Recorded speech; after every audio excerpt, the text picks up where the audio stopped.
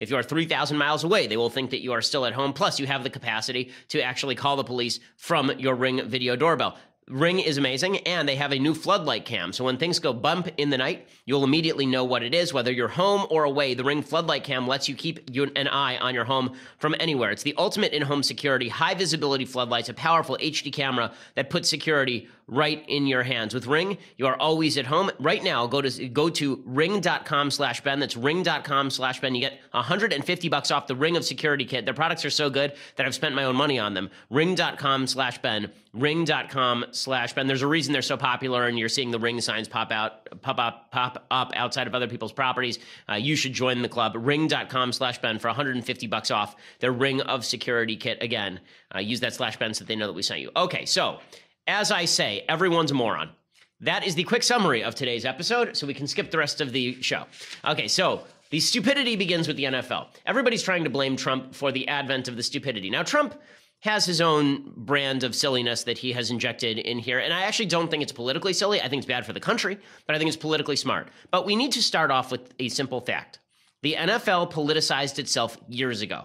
Okay, this idea that Trump politicized the NFL is sheer nonsense. It's just not true. The NFL made a conscious decision to allow politics on the field. Okay, they've done this for years. In 2014, you recall, after the Michael Brown shooting in Ferguson, Missouri, the St. Louis Rams came out on the field and did the infamous hands up, don't shoot pose as they were coming out of the tunnel onto the field. Big deal at the time. Did they get fined? They did not get fined. It was nothing from the NFL was fine with it. No problem.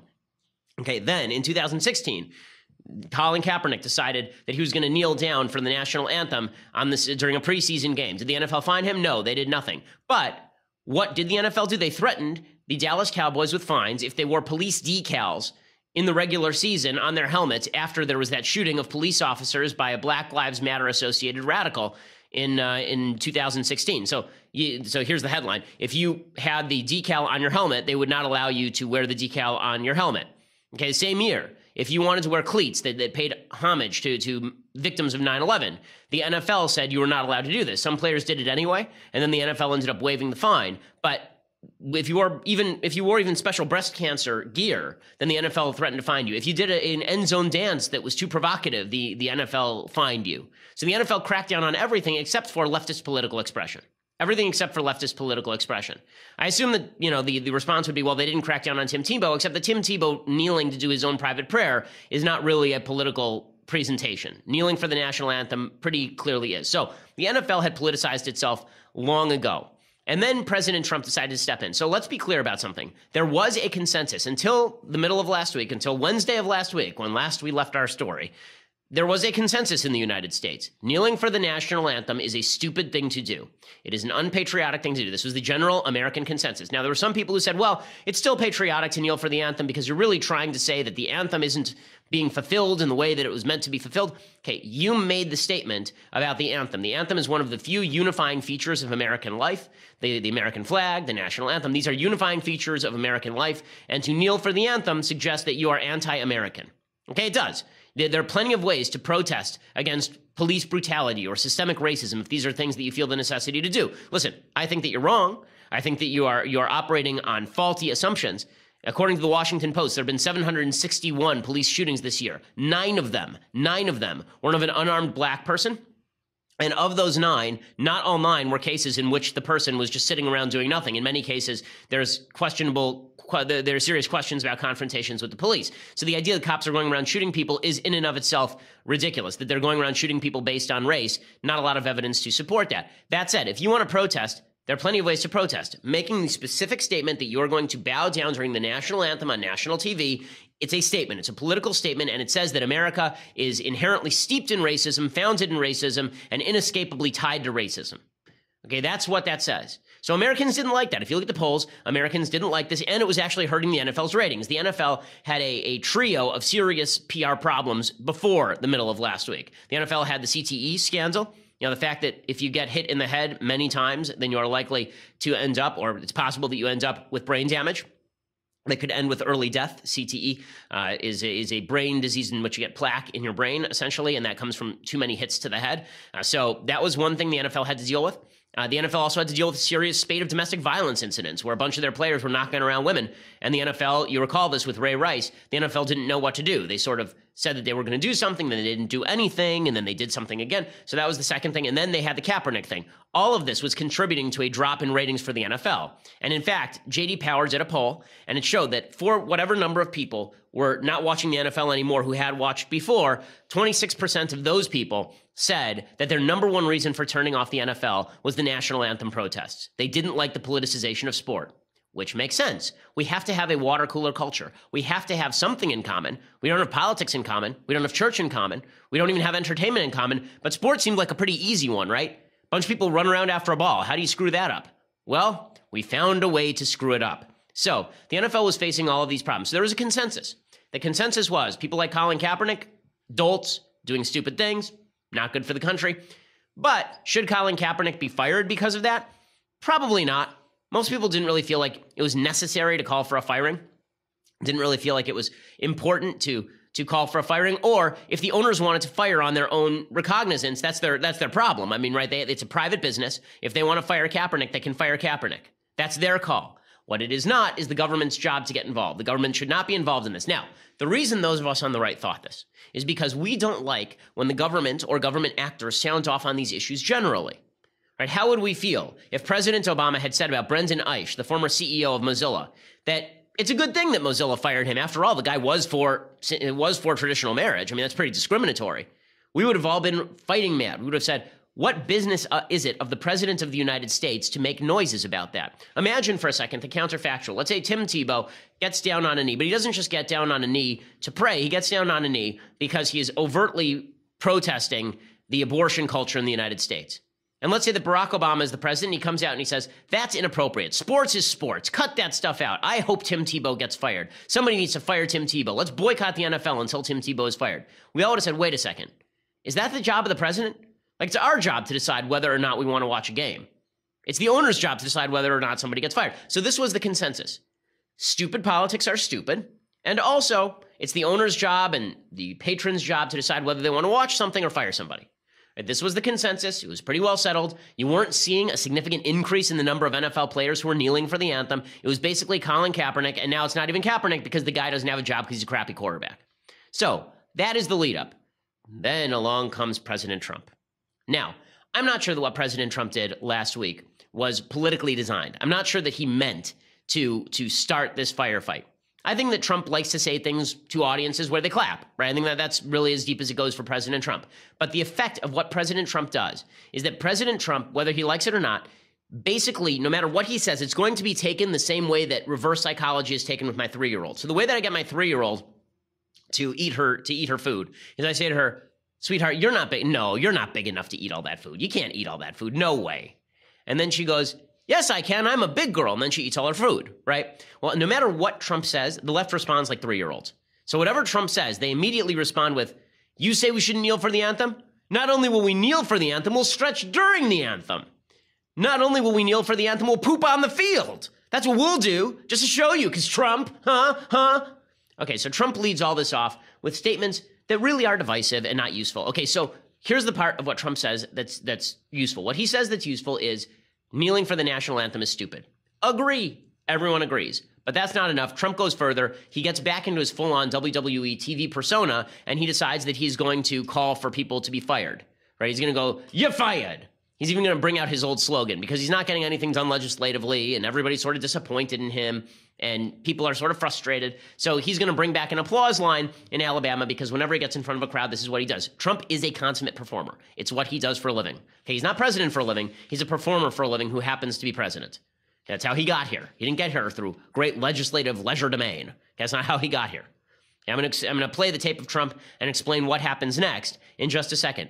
But first, let me say, if things feel chaotic, if things feel like we are on the brink of a national disaster, if it feels like the North Koreans could try to fire a nuke at us at any moment because they're making those kinds of noises, if you feel like natural disasters around the corner, you need to have enough food in your house so you don't have to worry about the local grocery store's shelves being non-stocked. You don't have to worry about the government being able to get to you. That's why you need to go to my friends over at My Patriot Supply.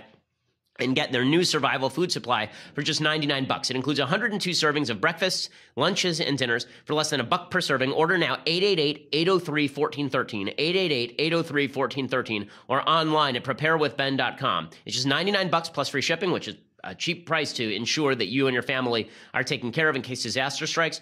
888-803-1413, preparewithben.com. Go to preparewithben.com, pick that up. Again, it's like a one-time investment. You never have to worry about it again. People at the office who have tried the food say it tastes like home cooking. So make sure that you're taken care of, and then you don't have to worry about it. Preparewithben.com, 888-803-1413. Okay, so President Trump. So President Trump goes to Alabama, and it's a rally, and he decides that it's time to drop some red meat. So here's President Trump dropping the red meat.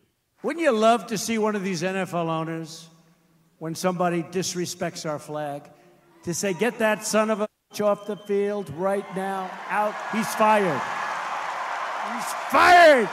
Yeah! More roaring, yeah! Okay, so, him condemning the players who kneel, I'm fine with that. I've been doing it for years now. I think most people in the United States have been doing it for years. He is the president of the United States. He is not a Breitbart commenter. He is not the local drunk at your pub. Okay, he's the president of the United States. And now it's time for the president to be the president. Perfectly fine for him to say people should not kneel for the national anthem. It destroys a feeling of unity that America is built upon. We all strive to do better. Not okay for the president of the United States to say the owners should move to fire people. And that's not where Trump stops. So Trump goes to Twitter and he unleashes a full-on Hurricane 5 level tweet storm. So here's what he tweets. If a player wants the privilege of making millions of dollars in the NFL or other leagues, he or she should not be allowed to disrespect our great American flag or country and should stand for the national anthem. If not, you fire! Find something else to do. Okay, so here is the problem. There are a couple of words here to start that are a problem. One, allowed. Right, go back to that first tweet for a second. Allowed. Okay, so in that first tweet, should not be allowed. By whom? By whom? Okay, the NFL gets to make its own rules. If they decide they want to let these dolts be dolts, that's their problem. But this allowed coming from the president of the United States carries the patina of government action. Trump probably doesn't mean that. Okay, Trump doesn't even have the power to get a health care bill passed. But this is not the kind of stuff that the president of the United States should be saying. And then when he says that they should be fired, again, I ask you, if the situation reversed, take off your partisan hat for a moment. If he had said, no one should be allowed to kneel against our great American law, Roe v. Wade. If not, you're fired. How would you feel about that? And if you say you'd feel fine about that, you're lying. Okay, and here is President Trump continuing along these lines. And then he tweets, Roger Goodell of NFL just put out a statement trying to justify the total disrespect certain players show to our country. Tell them to stand. Okay, like, look, this part I don't have a problem with. Okay, Roger Goodell, you know, again, private industry. I don't think the president of the United States should be saying this. I agree with the general sentiment. Again, there's a difference between when I say it or you say it, and the president says it because he has a different role in the American Republic. This is not something the president should be doing. Okay. Then he continues. Again, he just can't let this thing go because he thinks he's got a winner here. And he does. Okay, here's the irony. The irony is that Trump does have a winner here. So Trump says, if NFL fans refuse to go to games until players stop disrespecting our flag and country, you'll see change take place fast. Fire or suspend. So now he's openly calling for people to boycott a particular business until they suspend or fire someone. Imagine if Barack Obama said, everyone should stop patronizing Chick-fil-A until the owner of the business is moved out of power. Would that be okay? The answer is no. And then he says, NFL attendance and ratings are way down. Boring games, yes, but many stay away because they love our country. Leagues should back U.S. Again, it's just more and more of the same. He feels like he's a terrier with a bone, and now he's not going to let it go. And he continues along these lines. It just never ends. Great solidarity for our national anthem and for our country. Standing with locked arms is good. Kneeling is not acceptable. Bad ratings. Okay, I don't know if that was translated into North Korean and then into Korean and then back into English, but in any case, when he says here, you know, I actually, here's what I suggested. I said, listen, if you want to show solidarity with the people who are kneeling, but you disagree with them, then put your hand on their shoulder or something. And then say after the game, I disagree with him, but it's his right to say what he wants to say, and that's America. Trump, I think, is sort of trying to say the same thing there, but okay. Then he says, courageous patriots have fought and died for our great American flag. We must honor and respect it. Make America great again. And then the choir starts singing. Okay, so I agree. I agree with all of this. But again, he's the president. I'm a talk show host. Okay, there's a difference. Is that the finale of his great rant? I think that's the finale of his great rant. Then, that's not all. He sends his Treasury Secretary, Steve Mnuchin, to go out and comment on this too. Again, why is the president involved in telling private businesses what to do? Okay, as a conservative, I want the government less involved in telling private businesses what to do. Even if I disagree with what a business is doing, there are plenty of businesses that I think are full of schmucks. That doesn't mean that as the president of the United States, I get to tell them what to do. So again, two things can be true at once. You should not kneel for the anthem. It makes you an a-hole. Two, as the president of the United States, you should not go around telling other businesses to fire people based on political predilection. Okay, this makes you malfeasant in your duty. Okay, so here is Steve Mnuchin, a guy most famous recently for using taxpayers' dollars so he can take his wife on their honeymoon or something. Here's Steve Mnuchin explaining why Trump is right to Jake Tapper on CNN. The NFL has all different types of rules. You can't have stickers on your helmet. You have to have your uniforms tucked in. What the president is saying, and I think the owners should meet and they should vote on a rule. This is about respect for our military. This is about respect for our first responders. This is not about Republicans or Democrats. Players have the right for free speech off the field. On the field, this is about respect for lots of people, and I don't understand why there's rules that when the Dallas Cowboys wanted to put stickers on their helmets out of respect for people there, they couldn't do it. Okay, I agree with all the things that he's saying right now. Why is the Treasury Secretary of the United States commenting on this? Why? Okay, we complained when Barack Obama and his government got involved in trying to regulate the name of the Washington Redskins, and we said, why are you talking about this? Go do your stupid job, you stupid. Okay, and now everybody's talking about, okay, so why is this really happening? It's because Trump's actually doing something quite clever. Okay, whether he means to or not, what he's doing right now is quite clever. What he is doing is he is saying, I am on the side. I'm on the side of the national anthem and the flag. I love it. It's great. And then he knows the Democrats are going to respond like 3-year-old children. They're going to say, yeah, well, you like the flag? You like the anthem? Well, screw you. I hate the anthem. I hate the flag. And that's exactly what Democrats do. Okay, naturally, this is exactly where Democrats go because they just can't help themselves. So here's a former Maryland Democratic representative saying that all NFL players should kneel in response to Trump. Right? She said, Sunday, I hope every NFL player takes a knee in solidarity with Colin Kaepernick against the white supremacist who squats in our White House. So what happens? A lot of the NFL players do. They decide that they hate Trump so much they're going to kneel for the anthem. So here's what the left sees and here's what the right sees, because we now live in completely different bubbles, right? We don't have conversations with each other. We don't talk with each other. We don't try to understand each other. So here's what the left sees. The left sees a bunch of people kneeling to protest a president of the United States making statements that are beyond his ken. Right? The president should not be commenting on this, so let's all kneel in solidarity to show that we don't like what the president said.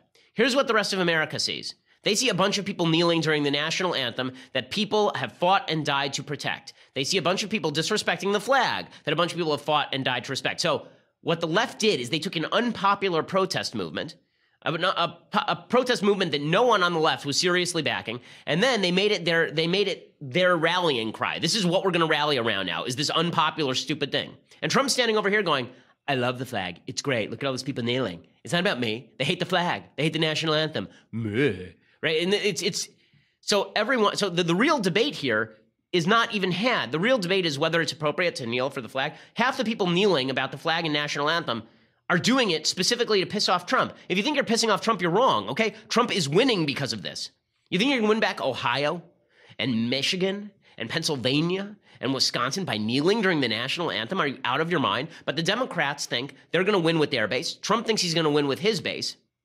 And they're both sort of right. They're both sort of right. So what breaks down? The only thing that breaks down is our capacity to speak with one another. Americans are the ones who get hurt, right? We just want to watch our football and drink a beer and be left alone. That's all. It's all we ask. Is it so much? I've been saying this about sports for years. I was saying this when the NFL was trotting out Beyonce to do a Black Lives Matter routine during halftime, right? Or Katy Perry, who's a very political person, right? I've been saying this for a long time. Let me watch my sports and leave me alone. And they won't do it. And now Trump has just taken it to the next level. He's just taken it to the logical next step. And now everybody's mad. Okay, and now we have nothing to talk about. The ratings for the NFL are going to tank because the NFL is going to defend its players. People are going to get mad. They don't want to watch the players kneel for the anthem. They think it's unpatriotic because it is.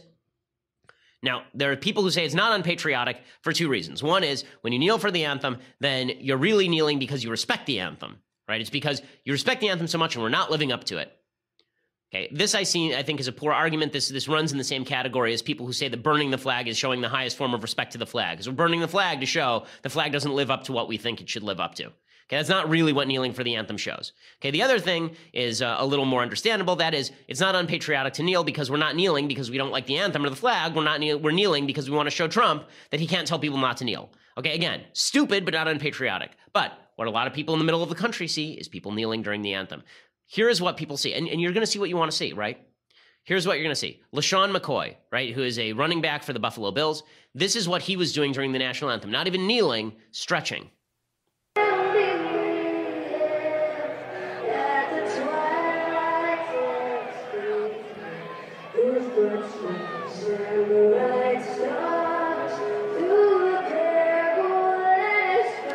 Okay, that's a garbage thing to do.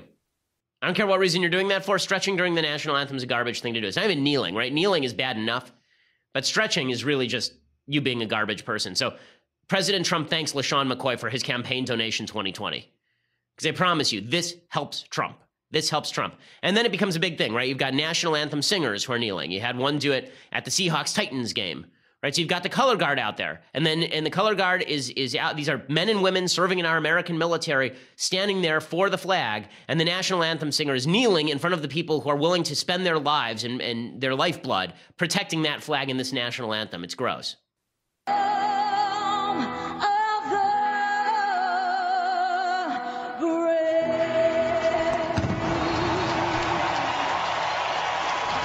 So after singing, they kneel, well, because we have to show that kneeling is important. Kneeling is not important. Again, you want to show solidarity with the players, don't kneel. Just hold hands with them while they kneel. Right? Or if you're going to lock arms, locking arms, as Trump himself said, and I think he's right, locking arms, fine. Right? We're all part of the same country. As Lincoln said, we must be friends, not enemies. We must be brothers, not enemies. Okay, here's another national anthem singer kneeling again. This is at Detroit and Atlanta. And the home of the brave.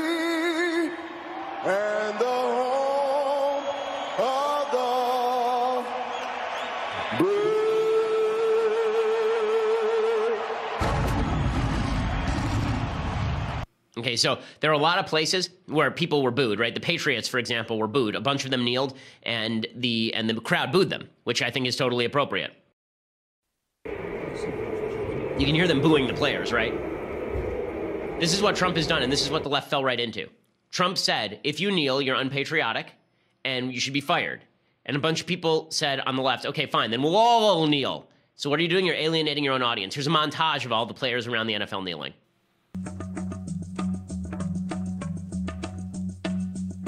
Okay, you can see this is the Cleveland Browns who knelt and then just kept kneeling throughout the game because they stink. Here's LaShawn McCoy, and here's the Jaguars. Right, there's the Atlanta Falcons. So some people were locking arms. Okay, so now I'm going to show you how this breaks down because of what Trump did. Instead of this being a debate about kneeling, about police brutality, it's turned into a debate about the national anthem itself and about Trump. Trump has taken what was a tiny protest movement and turned it huge, and in the process polarized the country in a politically intelligent way, but in a way that's not very good for the country. I'm going to get to the hero of last night, okay, the hero of yesterday, and some of the villains. Okay, so we'll get to that in just a second. But first, I want to say thank you to our friends over at Blinkist. So you have a lot to do today, right? I mean, it's a Monday. You just came off a really stupid weekend, and so now you have a backed up email, you got a lot of work to do. You're not going to be able to spend a lot of time reading, are you? Just things that you want to read. Well, that's why when you get in the car, it's time for you to turn on Blinkist. You need to download the Blinkist app because it allows you to go through the world's best books in 15 minutes or less. They boil down the main points of books into 15-minute power packets they call blinks, and then you can listen to them. It really is amazing. I know a lot of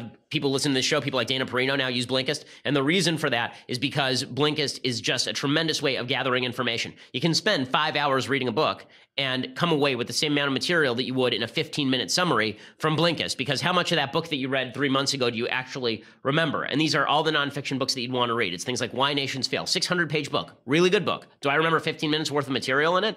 Not really. So if you listen to the Blink, now you just saved yourself 7 hours, right? The titles that they have there are just derivative, like 2,000 titles. It's things like Thinking Fast and Slow, the famous Daniel Kahneman book about how the brain works. That's a 400-page book.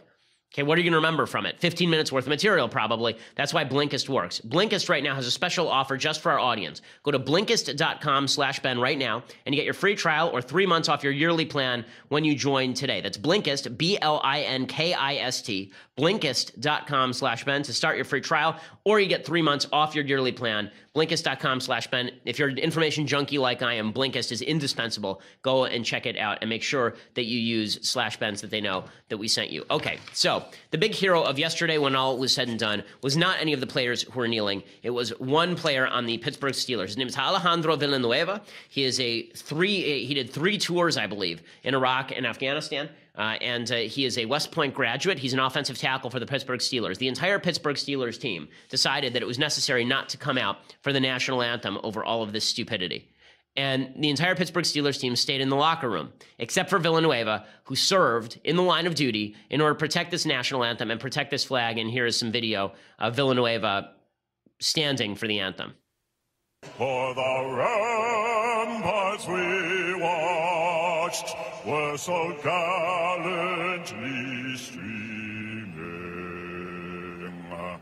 and the rockets with a So Chicago Bears, they came out and they all linked arms, but didn't kneel. The only player on the Steelers who came out was this guy, because he served in the military. His jersey sales, no one's ever heard of him. His jersey sales immediately skyrocketed to number 6. That's good. He is the hero of the day. And if you're an NFL fan, I recommend that you go online right now and buy a Villanueva jersey. Let's send it all the way to number 1. I'd like to see that be the number 1 selling jersey. Not Tom Brady, not Aaron Rodgers, this nearly anonymous offensive tackle who served in our military and stood up for the national anthem and the flag. Let's do that. So go over to your online, wherever you get your jerseys online, and go find Villanueva's jersey and buy one. Because I think that the more Americans wear the Villanueva jersey, the better off we are. Obviously, this guy is the hero of the day. And this is the new debate, right? Trump got what he wanted. He got what he wanted. He wanted us to be saying that the heroes of the day are the people who stood for the anthem and the people who weren't kneel, because that's what we felt before. But now a lot more people are kneeling because they don't like Trump. And you can see the virtue signaling stupidity of the left here. I mean, it really is astonishing. Alyssa Milano, right, the actress, she took a picture of her kid kneeling, because there's nothing better than politicizing your own child. I know, it's just wonderful. I really object to this. As I say, I have 2 kids under 4. I keep them separate from politics. I don't even put pictures online of them. People who are willing to use their kids for this kind of stuff, I really don't like it. Alyssa Milano tweeted, "Thank you, Donald Trump, for giving me opportunities to teach my children the difference between right and wrong. Hashtag take the knee." Okay, so what does Alyssa Milano object to? Does she object to President Trump saying that people who kneel for the anthem are SOBs? Is that what she objects to? Or does she object to the President of the United States saying they should be fired? If the latter, then what I would like to know from Alyssa Milano is, does she stand up for the rights of people to speak at Berkeley? Does she stand up for the rights of people to work at Mozilla Firefox? Does she stand up for the rights of people to continue working at their bakery if they don't wish to service a same-sex wedding? Like, how much freedom in the workplace is Alyssa Milano for, or is this just, virtue signaling? I think we all know the answer. Stevie Wonder did the same routine. Stevie Wonder got down on one knee as well, so it's become a big cultural thing now. Tonight, I'm taking a knee for America. Well, kinda. There's a risky business there.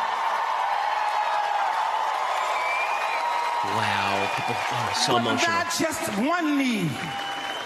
I'm taking both knees.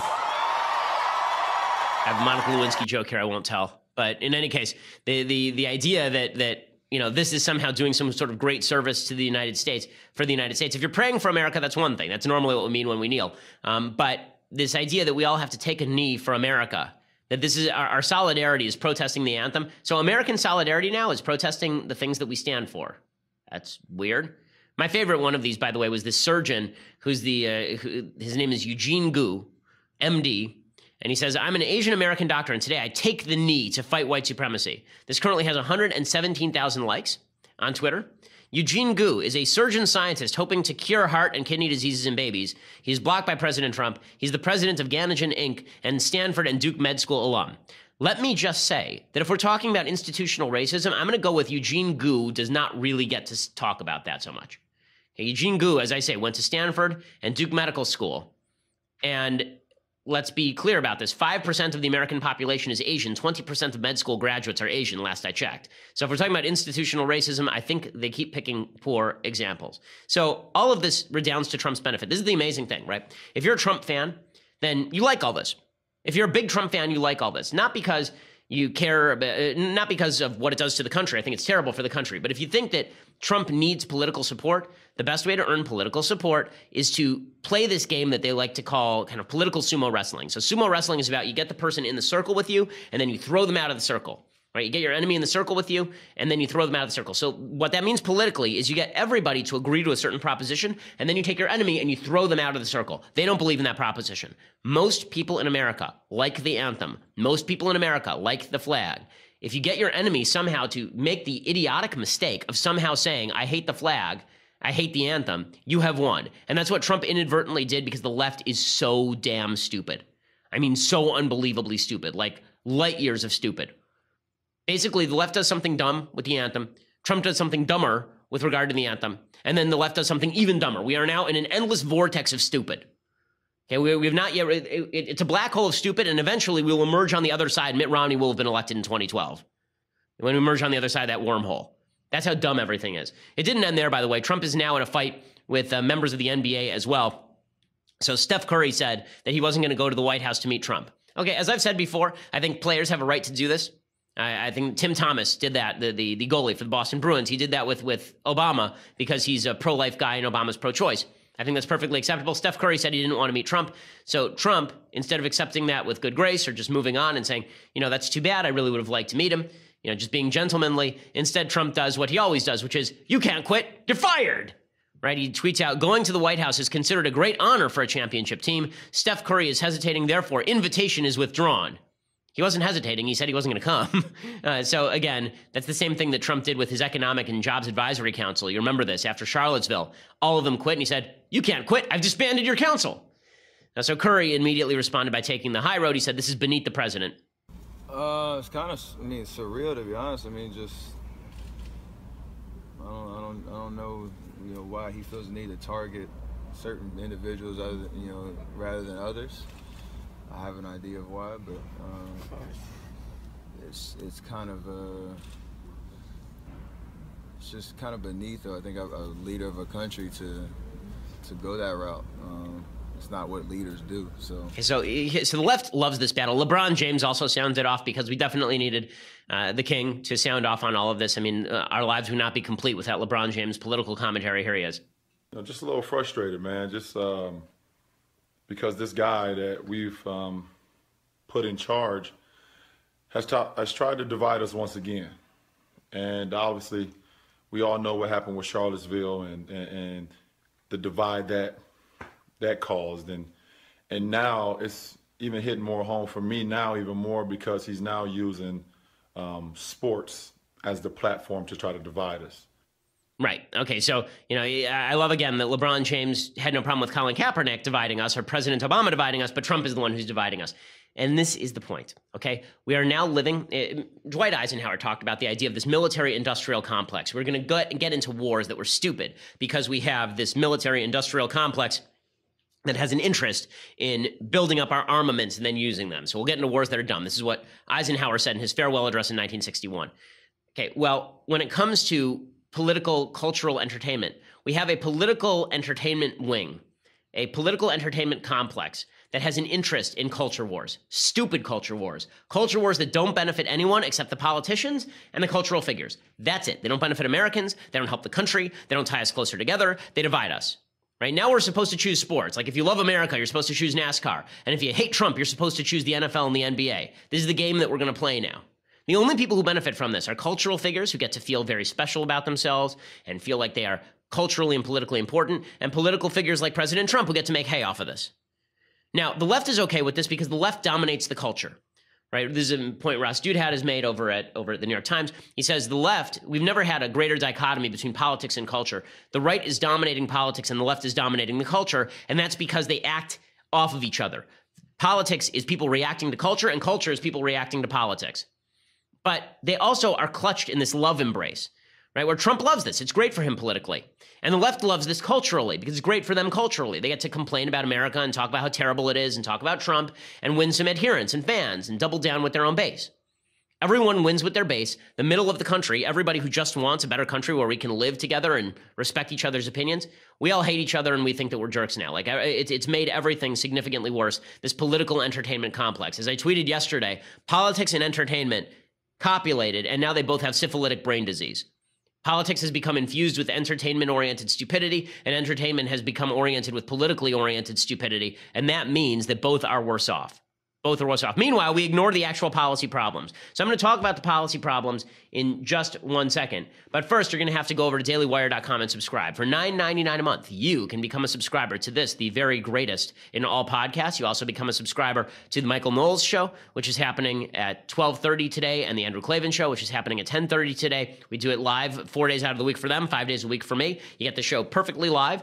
When we break on Facebook and YouTube, you still get to see the rest of the show over at Daily Wire. And then you also get to be part of the mailbag, which we do every Friday here, which will be a blast this week, I'm sure. It is a blast every week. Plus, you get the website with banner ad-free, and you can download the show later ad-free. So you get all of those things for $9.99 a month subscription. If you want the annual subscription, then all you have to do is spend $99 a year, so you get a big discount from the monthly, and you will also receive, as our gift to you, this Leftist Tears hot or cold tumbler. Okay, the greatest in all beverage vessels. It will make your life better in every conceivable way. It is made for capturing the bodily fluids that come from the eyes of leftists. That's why it says upon it, Leftist Tears, hot or cold. So $99 a year, and you get that. So check that out as well. If you want to check us out later, just listen. Go over to iTunes or SoundCloud. Go over to YouTube. Hit subscribe. We always appreciate your subscribership and your reviews.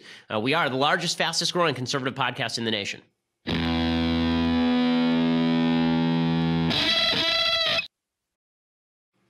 Alrighty, so while all of this is going on, and this just goes to show you that entertainment has overcome politics entirely, President Trump tweets this. Okay, so he had that giant tweet storm about the NFL. That's what everyone's paying attention to today because, let's be frank, it's more fun and entertaining to talk about that. So here is President Trump tweeting about North Korea yesterday. Okay, here is what he tweeted. Just heard Foreign Minister of North Korea speak at UN. If he echoes thoughts of Little Rocket Man, they won't be around much longer! Exclamation point. So the president of the United States is threatening nuclear war and calling the dictator of North Korea Little Rocket Man. Now, so he's adding it's like Little Marco and Rocket Man. So that's exciting. This happens, and the blowback is zero. Why? Because we've been inured to this, but we've not been inured to the cultural war. So we pay more attention to the culture wars than, the possibility of a nuclear conflagration with another country. So that's exciting. Meanwhile, on policy, everything proceeds apace, right? What's amazing about this is you recall that when we left our story, I was talking about Jimmy Kimmel and healthcare. You remember that? Like a year ago? Like 4 days ago? You remember that? Well, this was supposed to be the healthcare push, right? Donald Trump was going to ram through the Cassidy-Graham healthcare bill. We were finally going to repeal at least parts of Obamacare. We were going to leave the vast majority of it in place, but we were going to make some significant substantive changes to it. Trump's closing pitch was the NFL is stupid and full of sons of bitches, right? That was his closing pitch, which is just great. You remember his closing pitch on healthcare last time was, my attorney general is terrible. So his closing pitch needs a little bit of work, and we're not paying any attention to the healthcare stuff. Meanwhile, it's unclear whether the healthcare bill is going to pass. So why doesn't the president focus on rounding up the votes for that? Because he is enjoying the limelight. Because, again, he's a performer. He's not a politician. So here's Rand Paul saying he's not going to vote for the Graham-Cassidy bill. I think what it sets up is a perpetual food fight over the formula. What Democrats win? They're going to try to claw back that money from Republican states and give it to Democrat states. This is a bad idea. It's not repeal. However, all that being said, if they narrow the focus to the things we all agree on, expanding health savings accounts, giving governors more freedom through waivers, slowing down the rate of growth of an outrageous or out-of-control entitlement spending, sure, I'd be for that. But I'm just not for this block granting concept because, to me, that is an affirmative vote that I've agreed to keep Obamacare. Okay, so here he is. This is Rand Paul's shtick, by the way. He's always too pure to vote for things. Again, I like Rand Paul a lot on a lot of things, but in this case, if this is the best that we're going to do, this is the best that we're going to do. I mean, Ted Cruz and Mike Lee are saying they're going to try and extract concessions in order to vote on this thing, which I think is the proper stance. That's what Rand Paul should be saying if he wanted to make a better piece of legislation. But he's not the only one. So remember, Republicans only have 52 votes in the Senate. They lose 3, and the sucker's done. McCain is already saying he probably won't vote for it. So that means they can only lose 2 more. Rand Paul is another one. So that means any vote lost, any 1 vote lost in the Senate, and this latest Graham Cassidy, Obamacare fix or Obamacare change goes down in flames. Susan Collins is also saying that she probably won't vote for it. So this thing is, it's right on the brink. This is where the president's weight could be useful. Jake, it's very difficult for me to envision a scenario where I would end up voting for this bill. Okay, so again, this is where Trump really should be putting his efforts right now. That is not where he's putting his efforts, obviously. Okay, time for some quick things I like, and then a thing I hate, and then please, when we break, don't ruin things more, guys. It's just, there's only so much more we can ruin. Okay, time for some things I like. So, Edward Fieser, I recommended one of his books the other day. That was The Last Superstition. He has a brand new book that just came out called 5 Proofs of the Existence of God. It's about Aristotle, Plotinus, Augustine, Aquinas, and Leibniz. And it talks about the logical proofs for God that have been put forward over history and that really have not been well debunked by the secular theistic movement. And it is not the usual cosmological argument that you hear. Usually what you hear when it comes to the cosmological argument is everything has a creator, therefore God, right? If everything has a creator, therefore God. And then that usually leads people like Sam Harris, the atheist. I'm going to be on his podcast. That should be fun. It leads people like Sam Harris to say, well, if everything has a creator, who created God? That's not what these arguments actually say, okay? That's not what the argument is. And if you want the fully fleshed out argument in readable prose, 5 Proofs of the Existence of God by Edward Fieser is quite a good book. I had an opportunity to speak with Professor Fieser a little bit yesterday and clarify some of my own questions about the arguments that he was making in the book. I think that it is well worthwhile. Do I think that these are dispositive? Do I think that they absolutely prove that God exists? Do I think it's possible to argue? I think it's possible to argue with them. But I think that they are a good logical presentation of what an argument in favor of God looks like that isn't based simply on revelation. So, yeah, I think that that's a worthwhile thing. So again, 5 Proofs of the Existence of God from Edward Fieser. Okay, other things that I like. I love that Nancy Pelosi, who is the least hip person in the world, although she may have had a hip replacement, I don't know, so maybe she got more hip recently. But in any case, Nancy Pelosi is very unhip, and she doesn't know who Colin Kaepernick is or what football is or why she's here or what's going on in the room around her. Here she was yesterday trying to pronounce Colin Kaepernick's name. He should see this as an opportunity. Somebody, Colin Kaepernick doing what he did, says this flag enables me to do this. Colin Kaepernick. So well done, Nancy Pelosi, demonstrating how cool you are. Okay, finally, time for a thing I hate. The answer is everything. Okay, but besides everything, here's a specific thing that I hate. So, according to the Washington Free Beacon, late-night comedian Jimmy Kimmel and Senate Minority Leader Chuck Schumer have coordinated behind the scenes for months to oppose Republican efforts to repeal Obamacare. Kimmel, whose son was born with a congenital heart disease, has been an outspoken critic of the Republican efforts to repeal Obamacare because he believes the most recent Republican efforts to replace Obamacare don't protect people with pre-existing conditions like his son, according to the Daily Beast. So, he has done a bunch of monologues this week. He did some after I left the air. If you want to see my monologue about Kimmel's monologue, go back to last Wednesday's episode. I did a very long explanation of what Kimmel was saying and why he's wrong and why it's not right to stand on your child's health condition in order to promote your views of healthcare. In any case, it turns out that Schumer and Kimmel were speaking. Schumer encouraged Kimmel to speak out in opposition to Graham and Cassidy's bill when it became apparent Republicans would try to pass it. So in other words, does Kimmel know anything about the bill? Did he make an independent study? No, he's a Democrat, so he talked to Chuck Schumer. He doesn't like anything that touches Obamacare. There would be no Republican program Jimmy Kimmel would back. End of story. That's the whole thing. So long as that is the case, that's all that matters. So long as that's the case, that is the only thing that matters, right? Is that he was never going to back anything Republicans had to propose, so it was a political put-up job. And I think that means something, because if you're going to make an emotional appeal, then we should know if you were planning to use the emotional appeal in order to promulgate your politics because you were talking with partisans on one side. You didn't come to your own conclusions. You just talked to Chuck Schumer and had him give you some talking points. All right, so we will be back here tomorrow. In the meantime, as I say, everything's getting ruined. Just stop it. Take a break. Go out for ice cream. Enjoy your family. Enjoy your kids. Enjoy your neighbors. We still live in the greatest country on the face of the earth. And if we would look into each other's faces once in a while instead of trying